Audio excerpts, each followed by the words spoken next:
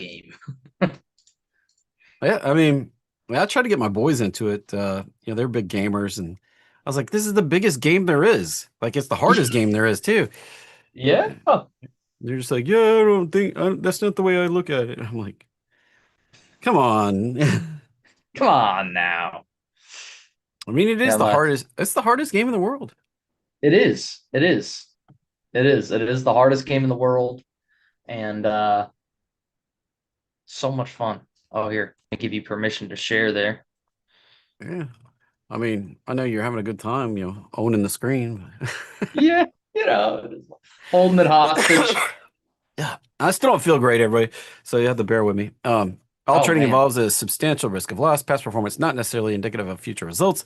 This presentation intended to be informational, educational, fun, entertaining, not a recommendation to be buying or selling any financial instrument, including stocks, options, bonds, forex, futures, cryptos, treasuries.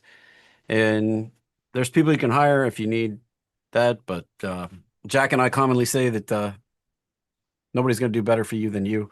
So just take a vested interest in your own financial well-being. Fly. I closed out the 18 down here. I put on a new one last week at 2050 on Friday, and so far so good on that one. Probably going higher. Jack asked me if I'd have fear of missing out. The answer is no. I don't really have fear of missing out on that one. And here's the one that I closed out on Friday. Right there, let it expire worthless, 75 bucks. That was that 18 strike. I put on the 2050 for another 80 bucks for not this Friday, but next Friday. And that's like 100% ROI annualized. So I'll keep doing that over and over and double my money without ever having to buy the shares. I mean, it's not a bad shake. Not a bad shake right there. not a bad shit. And now you gotta restart your challenge for Uh, 2026. well, it's what it is 50,000 a month. So, I'm not there yet. Like I'm only 13 a month. Ah, So I've got a ways to go to get to, you look at the 3 month average, we got 25. So that's like a little over 8,000 a month average. That's a long way to go to 50,000 a month.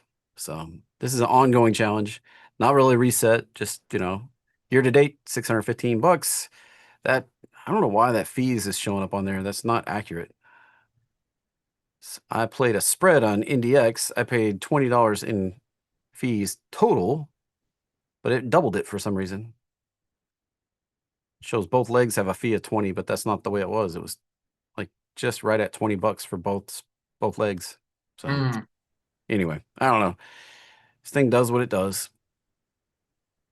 I have that problem with Ninja Trader. The you have to turn the fees on, and they have to be a certain fee, or else it's not right. Your account balance won't be accurate. It'll be off by like $10, $15 sometimes. But this is just an aggregator. All this does is just audit the trades. Yeah. Just a public audit of my Hmm. trades. So year to date, made just a couple trades here. And the 1 year out, which this is what it looks like. I started trading tax day last year, up almost $53,000 since then. Nice. So, but the goal is to get to 50,000 a month, and 53,000 over almost 9 months is not 50,000 a month. So I got a long ways to go building this up. We got a lot of time to do it. Yep, nothing but time. This. We were talking about this being the hardest game in the world, and I've had this for a long time. I like to show it off occasionally, and you know, it wasn't written by me. It was written by somebody else. I have no idea who, but starts out by welcome to the hardest game in the world. Unfortunately, you're playing with some of the sharpest, fastest, most intelligent, well-informed, stubbornly irrational, in many cases unethical minds in the world. All of those things are true if you've been trading for very long. You're up against the computer that goes faster than you. We have those algorithmic traders. You're up against the trader that's got more experience than you. There's always somebody that's been trading longer than you. Even if you've been doing this for 40 years, there's probably somebody with 41. You've been doing it Hmm. 50 years, there's somebody with 51 years. You've got the funds that have more money than you. I mean, the hedge funds, you know, BlackRock, they've all got more money than us. You've got the insiders that trade on insider information. They got information that we don't have. You got other people out there that just love to spout bull crap. I mean, go look at social media. You can see all sorts of crap, all different ways. The inner voice inside you, anytime you put your own money at risk, your inner voice is going to be like, you're going to do it wrong. You're going to do it wrong. You're going to, oh, no, no, no. You start panicking. So leave all your dreams of making quick, fast, easy money behind you. Your first aim is to survive in this game. So your absolute first goal is to learn how to stay in the game. You'll learn how to trade smart, trade small, trade your setup, find what setup works for you. Don't just jump around thing to thing to thing. There's no goose that lays golden eggs. There's no magic system that solves all your problems. You got to find something that you can do, that you like to do, and you can do consistently, and that actually makes money. So you can only do this, you can only stay in the game by mapping the territory, understanding how the enemy thinks and acts. The enemy's the market, right? And by having a solid game plan. I like to surround myself with people that think like I do and trade like I do. You pick your battles very, very, very carefully. And if you're ready to play, ready to put your money at risk, there you go. So I love that kind of vision of the way the market works. It's the hardest game in the world. It really is. And you know, Blake, we all start out getting a job, right? And trading our time for money. And a lot of us are kind of conditioned through that experience that you've always got to be in a trade. You've always got to be doing something in the market. Otherwise, you're wasting time, you're wasting money, you're wasting energy. But sometimes just being patient and waiting for the setup and then taking action when it shows up. And then, that's kind of the hardest part is just sitting there waiting for your setup to show up. Only taking a few of the best trades. And we were talking about this the other day that would I put my house on the line on this trade? And if you wouldn't put your house on the line on a trade, why the heck are you putting any money at all on the line on a trade? So I look for Yeah, the best. I look for the best of the best stuff if I'm going to put my money at risk. I'm with you there, man. My buddy, he's got this big thing. And I've tried to talk to him about it. And he's got this mentality that, he goes down to like the 1 minute chart. And he's like, oh, I can catch all these moves. Like this is where the real money's made. And I'm like, well, wouldn't it make more sense to trade higher probability setups rather than low quality setups that are going to result in a mathematically negative profit and loss? Like it doesn't make any sense to me. Some of the best trades I've ever gotten into are trades where the market returns to the mean. Like gold, for example, when it sold off Friday, it left the 200 EMA about, I don't know, 50, $80 up north, and it was pulling back with momentum. And I'm like, well, when it bottoms out and it rallies back to the 200, that's a high probability setup. Same thing with fly here. Pulled Yeah. back, that bottom pattern you're talking about, the breakout and then the retest. I mean, that's the stuff you got to look for, and it might take. You might only take a handful of trades a week. But what would you prefer? Would you rather take a handful of trades or take 100 trades that may or may not work out for you? I'd rather take a handful that I know are going to work. Yeah. I mean, that's a lot of people don't necessarily understand high probability trades. They're, I guess it all depends on how much statistics knowledge you have. Yeah, True. I talk about my beer money trade all the time. And, you know, people are like, well, you're putting $5,000 at risk. And Jack picked up on this really quickly is that I'm playing with a 99.7% likelihood to make the money when I'm doing that trade. So 99.7% of the time, I'm just going to walk away and never sweat it. But that 0.3% of the time, I might sweat it a little bit. Now, for it to go through both my strikes, it's actually even higher likelihood that I'm going to win or that, I'm not going to lose my money. It's actually something like 99.99% likely that it won't ever go through both strikes. So that's like once in a blue moon, really, that would happen. And I'm trying to log in account so I can show it off here. Yeah, But a lot of people have trouble with this statistics thing. they do. It's and I'll be honest too, Jeffrey. I mean, I was in the military. I didn't really go to college. I think the highest level of math I did in high school was like,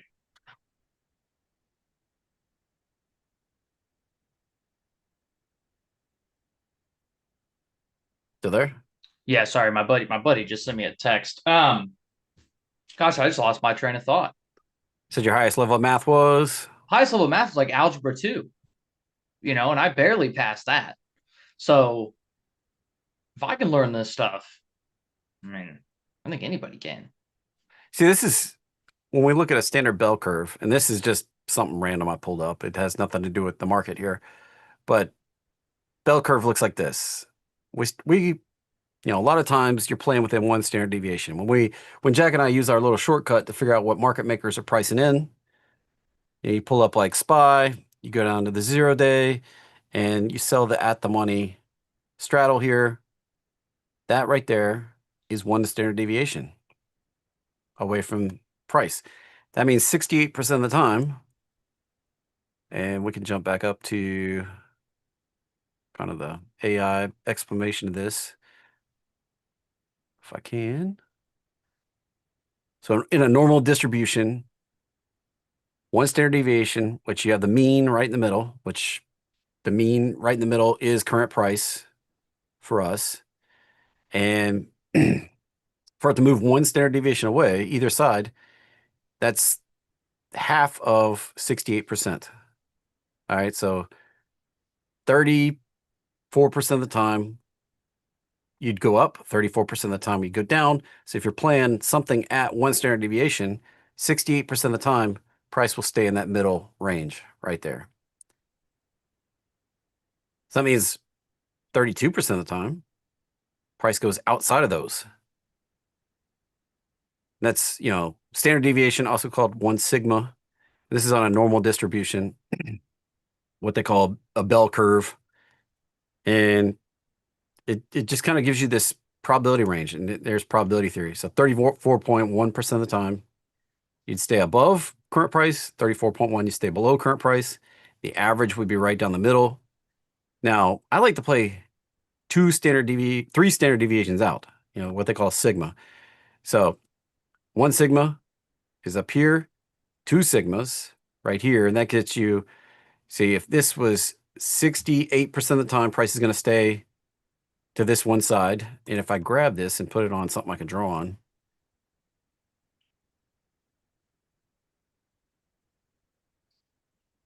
see if I can actually, there we go. So, right, grab the drawing tool. Come on. That's cool. Why you're not letting me draw? Whatever. So 68% of the time, we're going to stay below this price, or 68% of the time, we're going to stay above this price. And that's where this line is. That's one standard deviation. Now, on a platform, it's not always the same way. It's not always super clear. But on Tasty Trade, they draw this one blue line right here and this one blue line right here. And that's your standard deviations. So 68% of the time, we should stay in between those two uprights. If you're playing an iron condor, that means 68% of the time you'd win. But that leaves you like 32% of the time, price is going to come busting out of there. This is just a naive condition, not knowing anything about price or looking at any kind of price patterns or anything like that. Now, playing 2 standard deviations out, that adds another 13.6% to it. So you're actually at the 95th percentile. So if you're playing here and here, 95% of the time, price is going to stay within that zone. And leaves you 5% of the time we bust out and go higher. All right. So if you were playing like an iron condor, and Tasty Trade, again, gives you this handy dandy second blue line out here. That's 2 standard deviations. And this handy dandy line down here, 2 standard deviations. So that should be roughly 2 standard deviations from current price. Now, it's not always perfectly accurate. It does bounce around, it does change, but this shows up on pretty much every option chain. Like here's NASDAQ right here, one standard deviation. If you do the math on it, at the money straddle, 56 points down should be roughly where that is.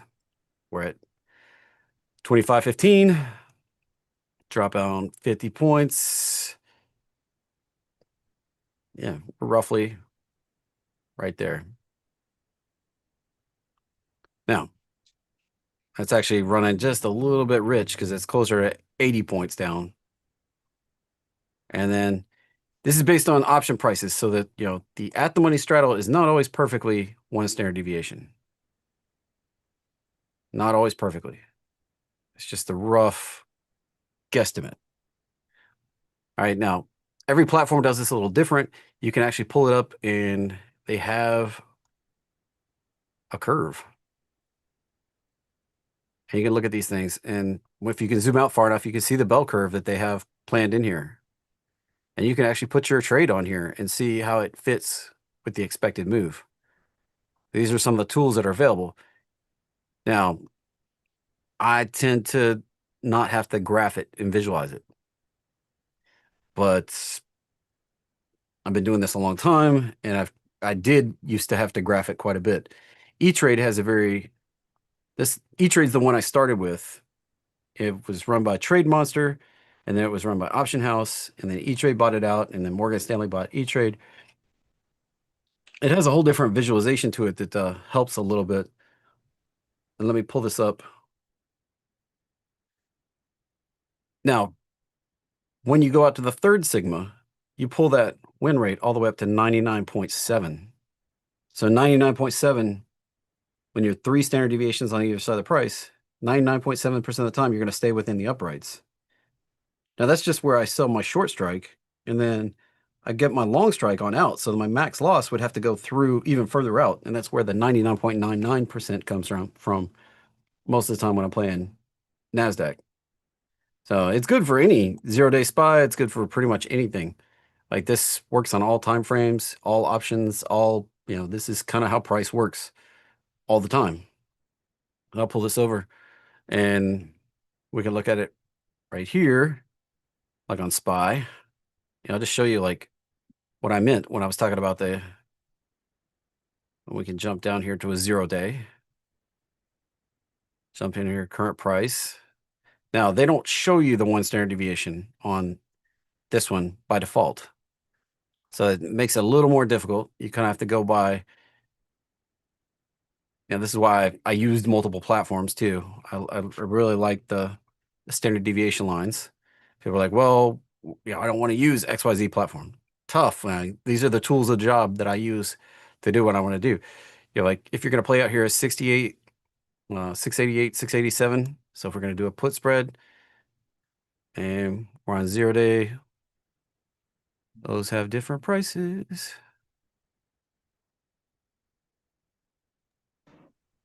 And I'm just going to pull this on here and show you kind of how this works a little bit. Yeah, that's okay. It's not pulling the 0-day. That's why. We're going to sell that one. I'm going to buy this one. 87. Add some more options. I'm going to pull this over. Get the 91, 92. 91, 92. And those should be calls. 91, 92. So this creates an iron condor, if you will. And it looks like this. Now price should stay in here. Maybe it will, maybe it won't. My data is delayed on this E-Trade platform. But then you can go look at the analyze trade. And you can see these statistics here. The probability for profit, it's not perfectly centered, but roughly we're getting close to that. 32% of the time it's going to bust out of there. That's where you're getting this max loss 23% of the time.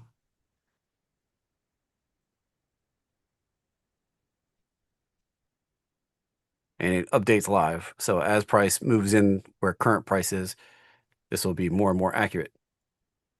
So these are tools that you can use, and maybe you understand it, maybe you don't. But this gives you the probability right here. Now, probability that will stay in these uprights, and then you pull it in tighter. What's the probability will stay in the uprights? It won't let me go that close.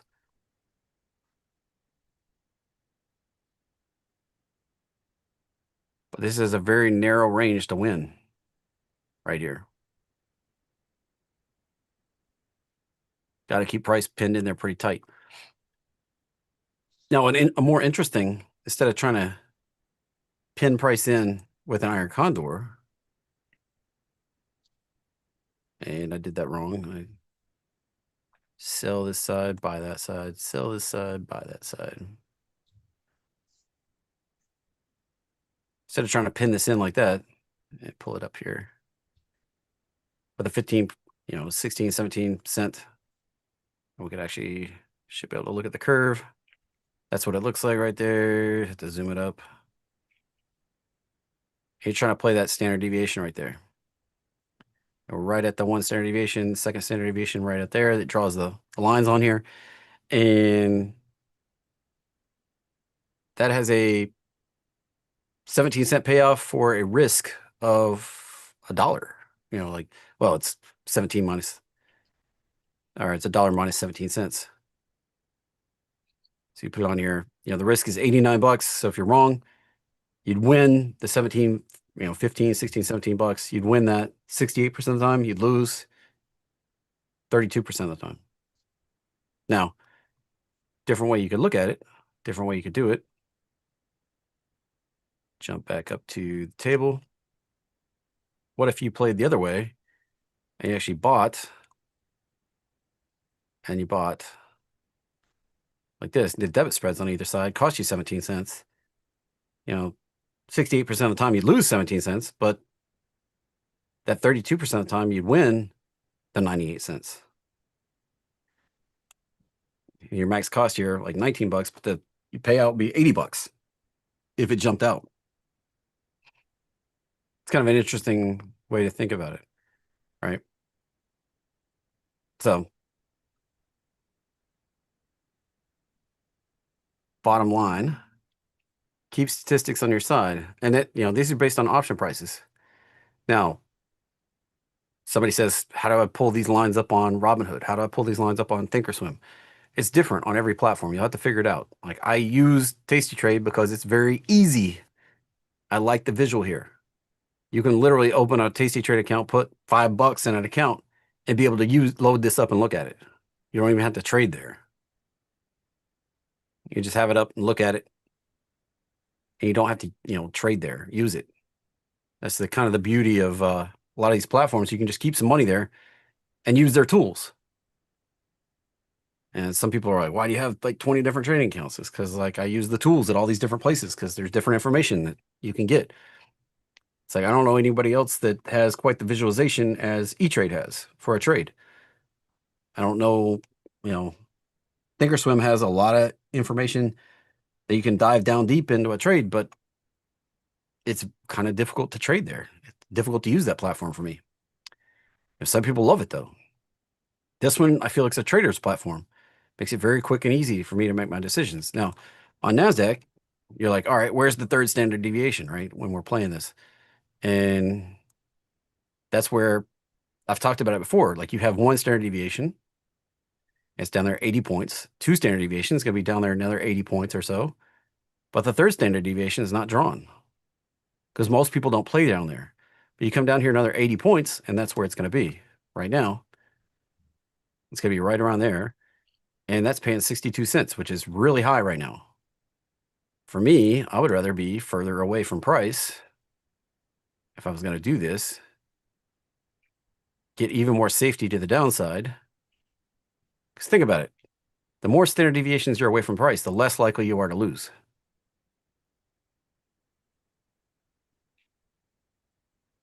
All right, so I'd rather pick up my 40 bucks and be super safe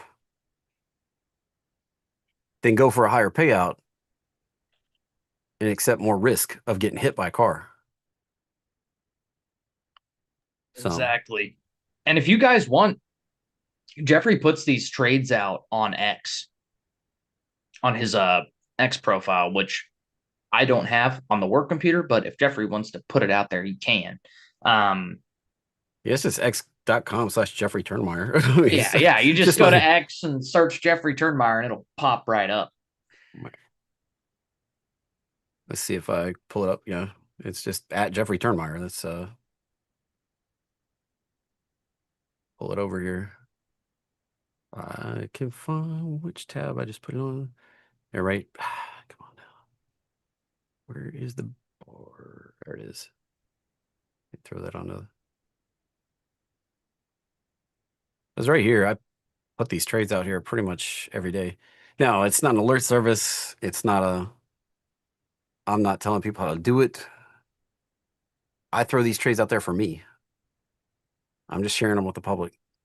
So, what's the rules? I don't know. I'm flexible on the rules. See, like on Friday, I went for a 44-cent credit. I only did 30 wide. I could reduce my risk. I didn't have to risk 50. I could reduce risk 30 to make 44. It was 99.5% likely to work. How do I know it's 99.5%? It's kind of funny you ask. You come in here, 80 down, right there. Should be 99.5% right there, percent of profit. That's also on other platforms, like on Robinhood, on the Legend platform, you can pull up likelihood to touch. It's like percent touch. And it's basically the same statistic, maybe reversed. Now, they're not going to always match. All right. Tasty Trade doesn't calculate anything lower than 99.5. Like these are all going to be 99.5 all the way down. Like it doesn't, it just quits calculating at that point. They don't spend the extra computing power. And you get up here, somewhere right in here, around 2 standard deviations, should be roughly 95%. They're showing that the option prices and the likelihood to touch are not quite jiving perfectly. Perfect world, that 2 standard deviation should be 95%. It's sitting there at 97% right at the moment. 1 standard deviation should be closer to 68%. You can see it right now, it's jiving a little different, running at 84%. So there's some different math going, at work here. At the money should be close to 50%, and they're actually showing it slightly better than that. So for whatever reason, this has a slightly positive bias right now.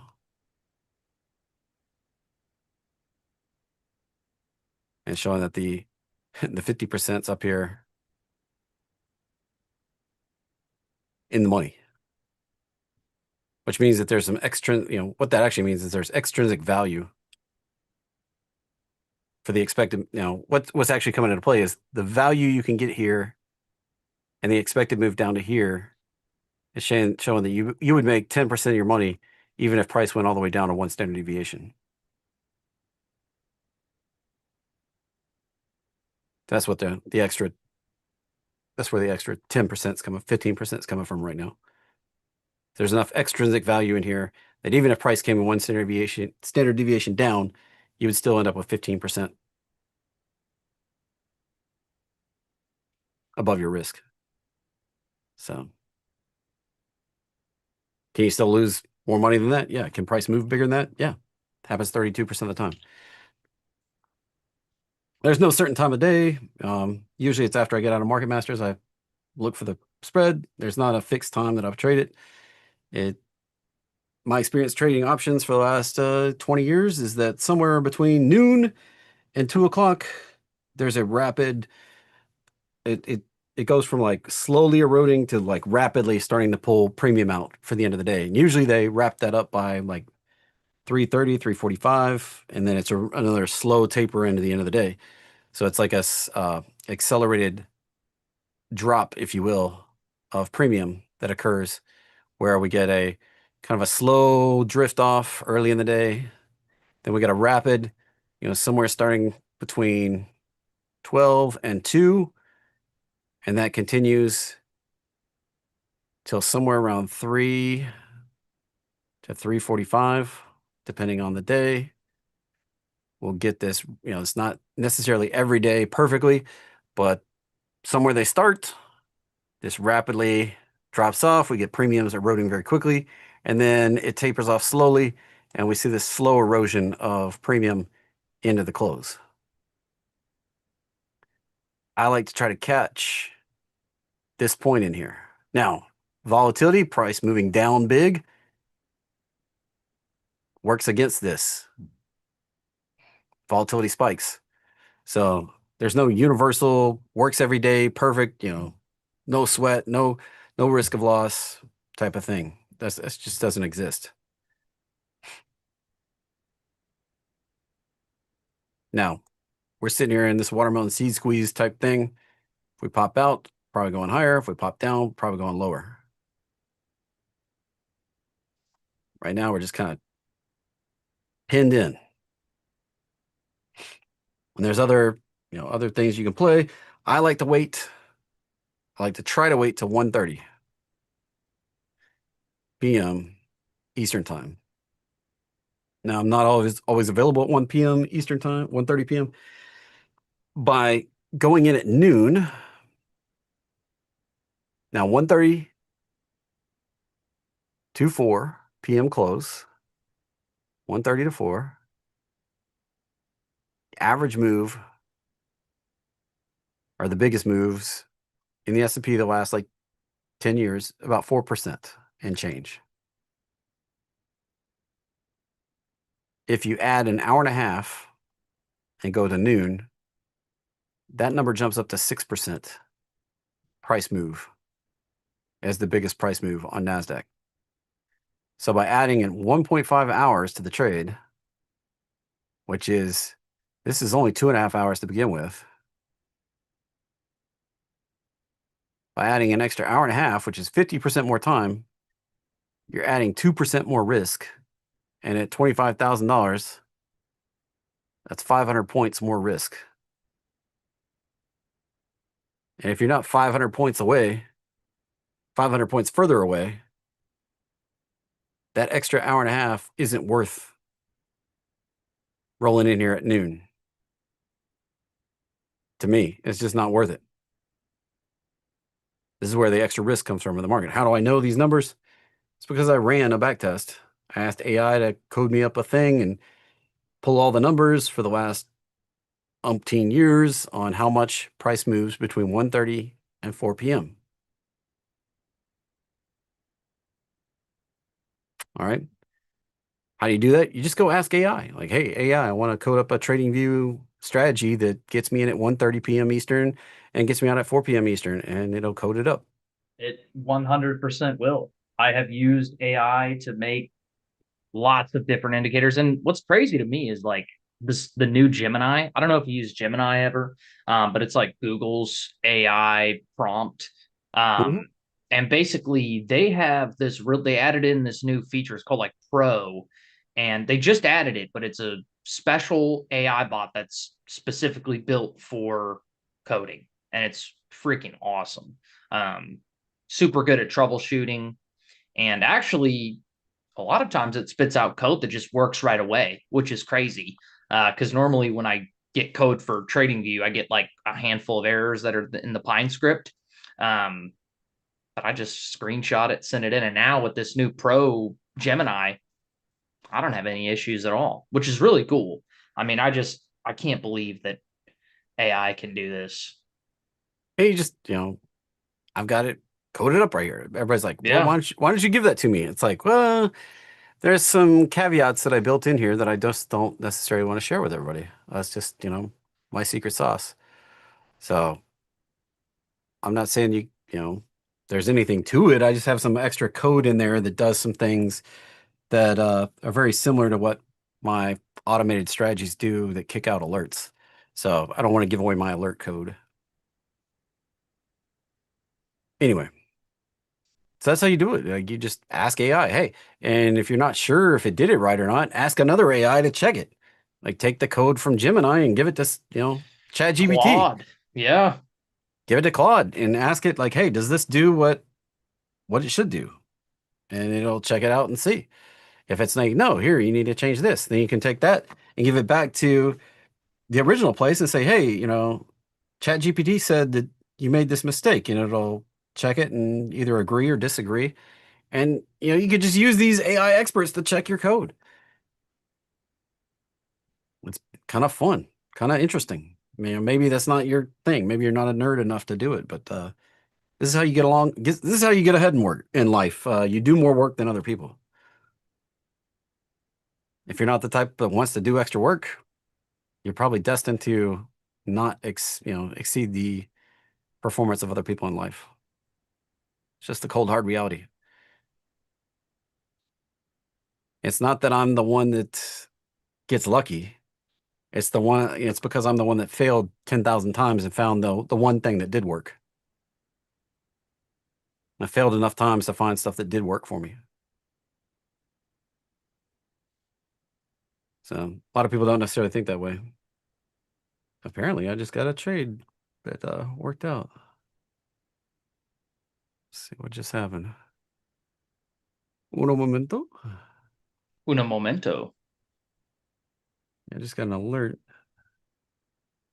Oh, okay. I got filled on a spread that I was adding a second position to this trade right here. XLK. Grab the roadmap line balance here. Here's the high, here's the low. This kicked off an entry back here. Then it kicked off another one this morning. I jumped on it looking for this to pop up here. I did a spread at 147.50, 150. Got filled for $1.25. I'm looking for, similar to the way Jack does Tesla, I'm looking for a fill at 50%. So take $1.25, multiply by 1.5. I got filled at $1.42, but I added more at 125 times 1.5. Your exit's going to be $1.88. So if and when XLK bounces, get out at $1.88.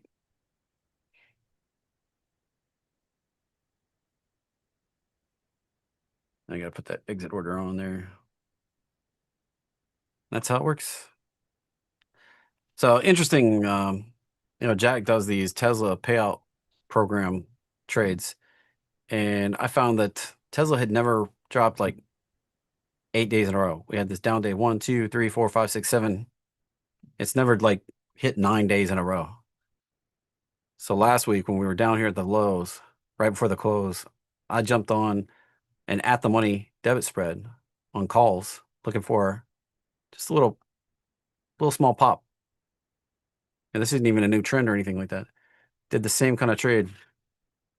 This is where you can use statistics to your favor. Like Tesla hasn't ever gone. Now, just like in blackjack or in Russian roulette, you spin the wheel.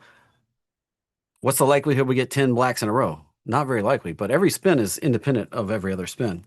So just because we've had 10 spins in a row doesn't mean we can't have like 20 spins in a row that are all black.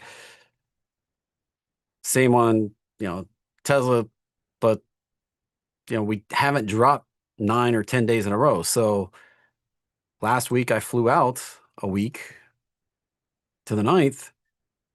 We were down there at that 440 area. So I went ahead and did like a 440, 442, got in for like $1.25, set up my exit for $1.88. And I actually got it this morning. And right there it is, 440, 442. Cost me $1.25, did 5 of them. Got out $1.88 this morning, 10:15. 50% gain for just holding over the weekend. Right there. And Jody, if you're the Jody from my Termite Trading Lab, that is in the Echo Trades chat in Discord. Specific dates and strikes.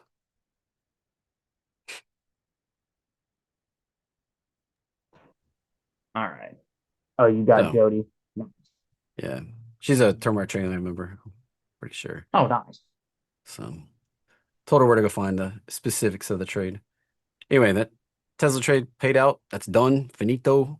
There's nothing to do here. Like if you're like, oh man, I'm gonna get in now. It's already played out. It's done. It's gone. That opportunity. So got to pay attention when things get, look at that. Tesla doesn't have a streak of green or red for very long. So if we get a big streak like we had, where it's red, red, red, red, red, red, red, red, red, count on it being green. That was kind of the thing.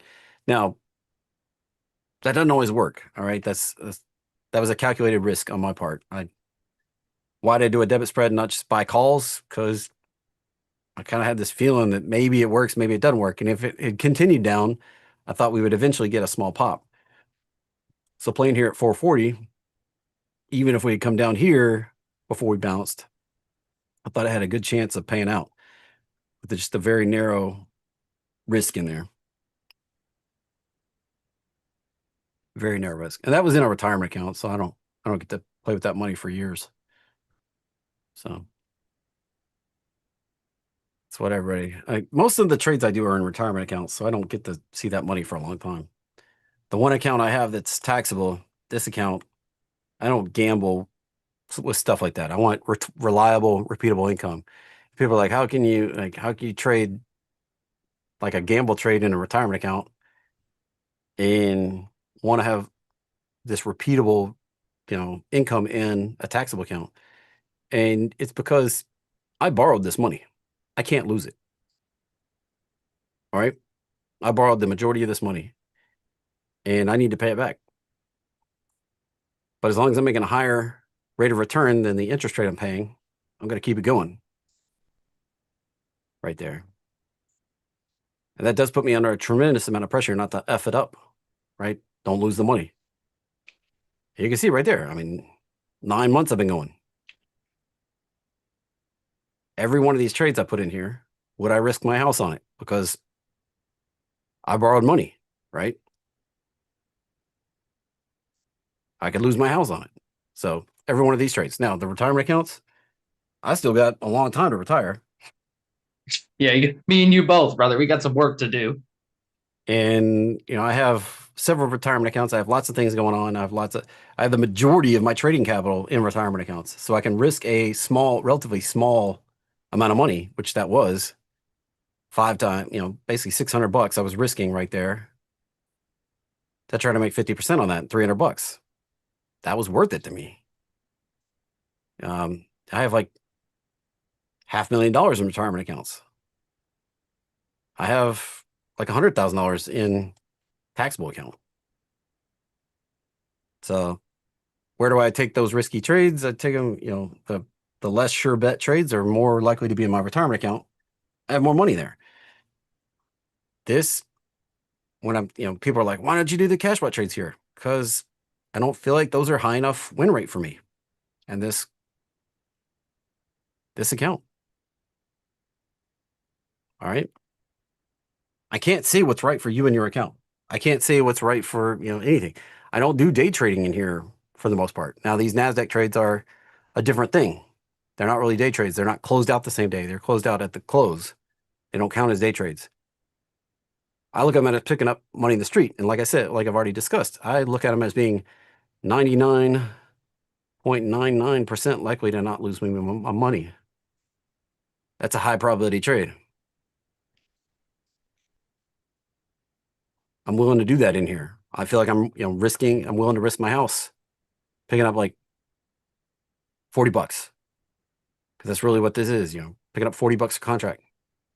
I think it was on Friday, it was $45 a contract. But I'm willing to do 12 contracts.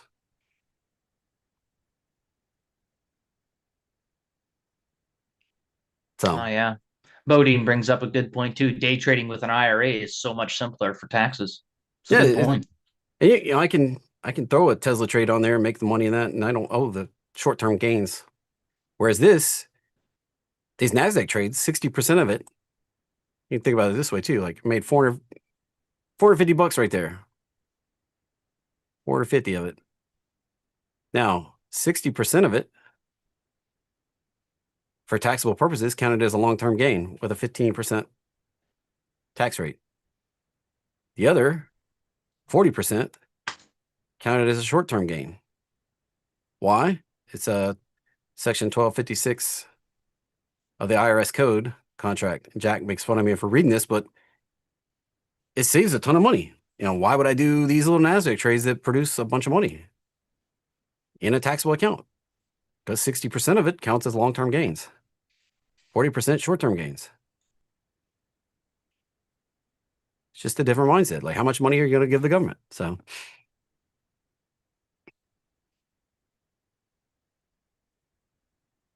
that's gets to be difficult.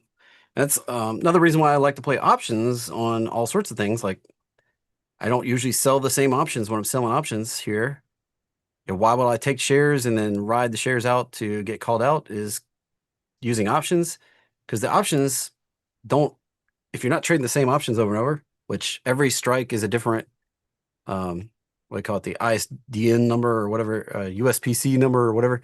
Every option has a different actual listing.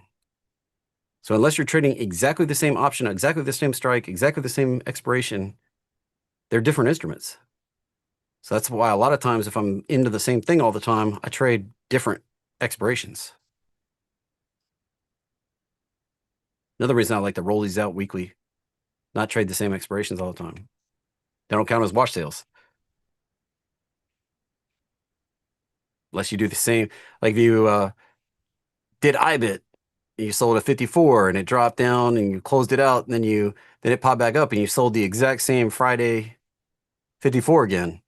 That could count as a wash sale. If you sold it, bought it back, sold it again, bought it back, that would count as a wash sale. Disallowed. Crazy enough. That's why a lot of times I just go for the weekly options. So these are the kind of things that nobody really ever talks to you about trading. And the majority of my trades I do in IRAs, so I don't really worry about tax implications. Doesn't bother me. But as I'm doing this, that's why I'm slower, steadier, and more methodical about how I trade this, because I know it's taxable. I go after the things that provide me tax advantages. Yeah, Roth IRAs are great if you have the ability to put all the money in there. Now, That's true. if you have like a side hustle and you make a big chunk of money, you can self-fund a SEP IRA, a self-employment, what do they call it? Self-employment, provision or whatever, IRA, and or pension, self-employment pension IRA. Then you can convert that over to a Roth conversion. It does have tax implications, but if you want to make a bunch of money trading, which, a lot of my money is actually sitting in Roth IRAs, because for a long time I didn't make any money. And so anyway, there's all sorts of tricks you can do. Jack makes fun of me for reading the Green Trader Tax blog, but if you trade in taxable accounts, this stuff matters. You know, I've talked about this before, but this website right here, I have no affiliation with them or anything like that, but they have a blog on here, Green Trader Tax, has all sorts of a wealth of information about how to do some of the stuff, like which way you should go. They put up all sorts of scenarios, like how you can, tax harvest and do this and do that, and your estimated tax payments, if you're in a taxable account, are due the 15th of January. So if you trade in a taxable account, I don't know if you knew this, but you have to pay quarterly. Usually you have to pay quarterly your estimated tax on your estimated gains. And you're supposed to figure out what you're going to make all year long and break that up into 4 even payments and pay it out. It's incredibly difficult to do. Anyway, I digress. You said I digress. I've never read that book. I'm a weirdo, man. I really like Mark Douglas. You ever read Trading in the Zone? I've not read very many trading books. I've read like probably two trading books, Mm. and one of those is Elliott Wave Principles of Practice, and the other one's Carolyn Baroden's book on Fibonacci. Oh, And okay. those are pretty much the only two books that I've ever really read about trading. I really Um, read the trading in the zone is like it's like a book based on psychology. And a big like the part in there that really kind of changed my trading perspective was he's like, when you're trading, he's like, you have to be in a flow state, right? And for a lot of people, they might not know like what a flow state is, but I play baseball, I still do. And when I'm up at bat, I'm in a flow state. So I already know what that feels like. So when I trade, when I'm in that flow state, I'm most profitable. But when I'm like thinking about, the money or something else, and I'm not dialed in and focused on what I'm doing, that's when I start to lose money. So I think that book just is a good way of keeping you out of trouble. What's this one? Elliott Wave Principle? yeah, this is the Elliott Wave Bible, if you will. Mm-hmm. And there's basically like 6 pages in here that are the real gold, and then tons of like examples. And I tell people all the time, like, it took me 4 years. I'm one that picks up skills very quickly. New skills, I can master it usually in 2 weeks or so. I picked it up really fast, but then when I was applying it, I would get it wrong a lot. It took me about 4 years to really figure out the finer points. There's a lot of fine points. As I say, it's more art than it is science. So sticking to the rules is like maybe 25% of Elliott Wave. The other 75% is knowing how to figure out which way we're going. And so that can be difficult for a lot of people, um, to put in the time and effort that it takes to get to that um, state where you can know which one's the better, which path's the right path. And I'm trying to find Carolyn Burrow's book. Let's see. Here it Yeah, is. Fuchs, we're trying to answer you. This one right here, Fibonacci Trading, How to Master Time and Price. Now, I haven't really mastered time. I have mastered price. And And what's the author's name? Carolyn Boroden. yeah, Borodin.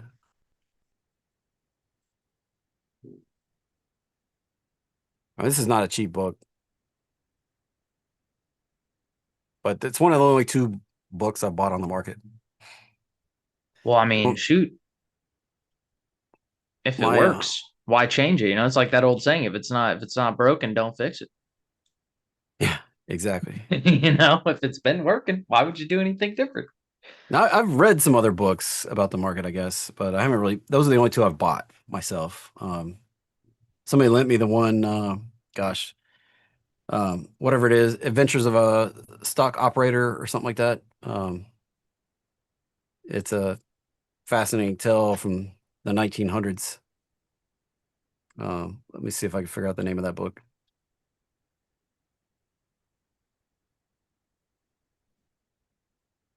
Yeah, Reminiscence of a Stock Operator. It's a fascinating story. Yeah, Jesse Livermore, the tale of Jesse Livermore. So I've read that book, or at least I read the audiobook of it or listened to the audiobook of it. And it's just a good tale right there, like how the market turns against you if you're good at this.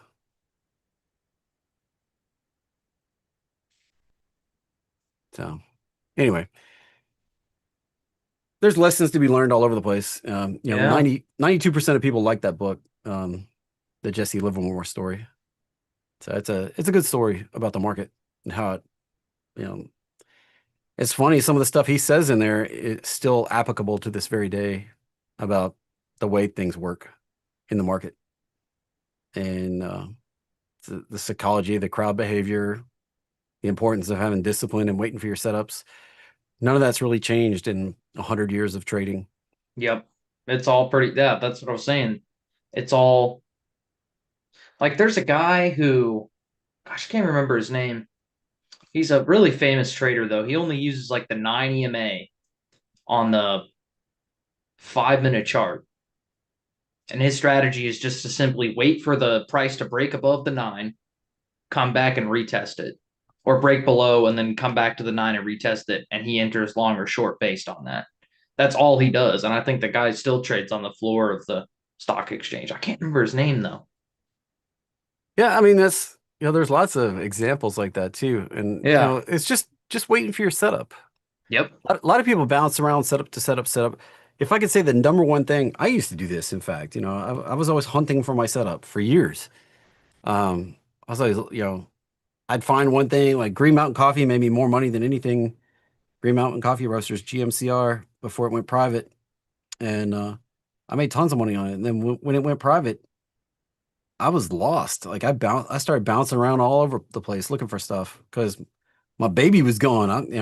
It's kind of like if Nasdaq went away, I'd be lost trying to figure out something to do the beer money trade on.